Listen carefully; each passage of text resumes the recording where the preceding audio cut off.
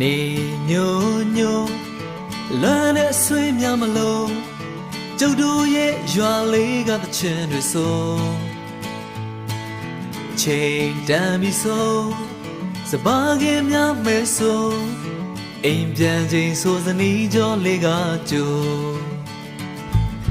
နေညိုညိုလွမ်းတဲ့ဆွေးများမလို့ကျုပ်တို့ရဲ့ရွာလေးကသချင်းတွေဆိုချိန်တန်ပြီဆိုစပါးကင်းများမဲဆိုအိမ်ပြန်ချိန်ဆိုစနီးကြောလေးကကြို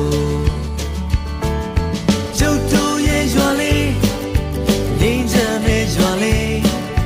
လာပါလာပါအားလုံးတို့ဖိတ်ခေါ်နေကျုပ်တို့ရဲ့ရွာလေးဟိုဝေးကစိတ်လည်းတဲ့ရွာလေးလာပါလာပါအားလုံးတို့ဖိတ်ခေါ်နေ